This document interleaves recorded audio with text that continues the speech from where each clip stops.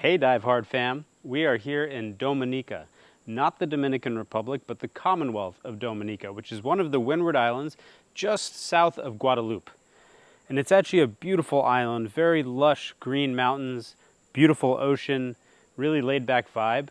And this is the second trip of this year. 2022 has not been the best in terms of luck, and that's going to need to change because what we're doing here requires a lot of patience, time, and a lot of luck.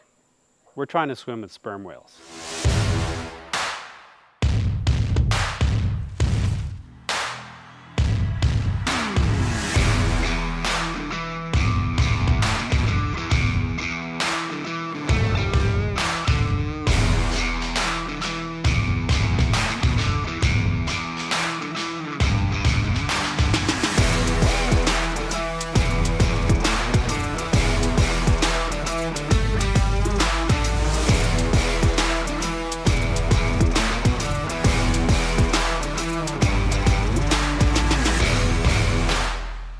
Morning.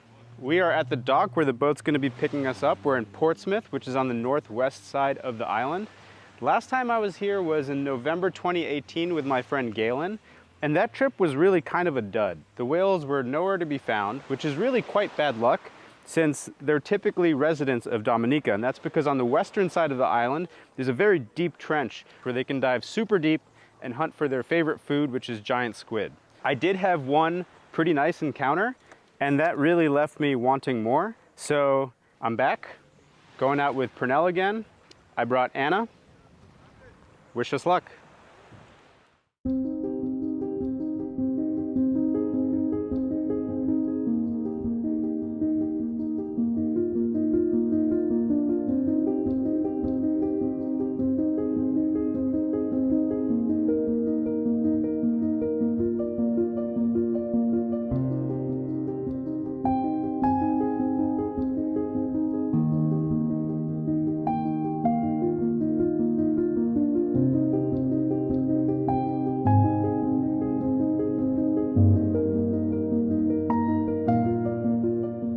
Okay, so we're out on the water, and the next step is to find the sperm whales.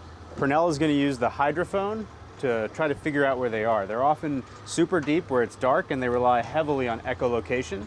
It's actually pretty awesome. They dive like 3,000 feet down, and we hypothesize can even use their sound to blast their prey and stun them before eating them.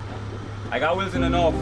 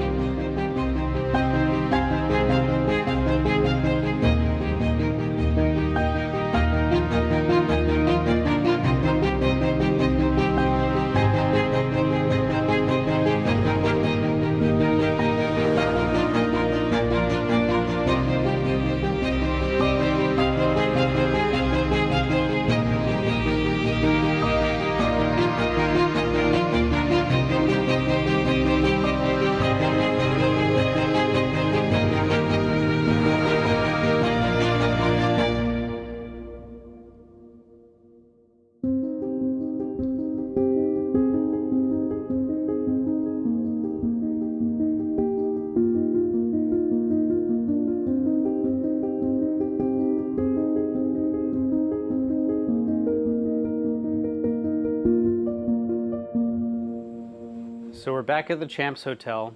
After 10 days on the water, that's a wrap on this year's sperm whale expedition.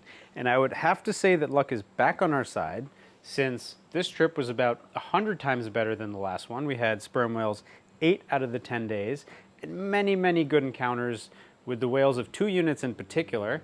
Unit U, the utensils, and Unit F, also known as the Group of 7. So it was Pinchy, Can Opener, Hope, Fork, and Knife, giving us many moments that we will never forget. And today, I had a really shitty encounter with Rap from Group R, who pooped all over me. It was great. Day 5, our friends Raj and Shivani joined us for a few days on the water, which led to one of the most epic encounters of the entire week. We had Digit, Hope, and a younger calf that has yet to be named, accepting the 4 of us in the water for 20 minutes while they socialized, and it was a really cool encounter. We didn't see them again because they headed north, but it was an extremely nice parting gift. I also learned a lot more about these animals from Purnell, and every day brought different experiences and different vibes, from very brief flybys to lengthy, deep, intimate encounters. And I was lucky enough to have one of these very special, rare encounters this week. His name was Jonas, and he was a young whale from Group J. And for 40 minutes, the 2 of us just swam together. And there was a level of emotional connection that I have never experienced before. I acknowledge the woo-woo-ness of the statement that I'm about to make, but I'm convinced that Jonas was communicating with me by sending emotion directly to me. It was crazy. That's all I'm going to say about this encounter for now. And it's also important to note that not every day was a highlight reel full of magic. We had many slow days, a couple of duds. On day 6, we had false killer whales come through, which are predators of sperm whales, and as we suspected, shortly thereafter, the sperm whales went quiet and disappeared. You know, these days on the water, they're expensive, they're exhausting, and they can be very disappointing. But that's how wildlife goes, and the key is to keep trying, to stay in the game, and if you do that, the ocean will eventually reward you with something very special. And for me, that was my encounter with Jonas. So we're going to keep trying. We will be back here next year, maybe with 1 or 2 of you. Until next time, dive hard.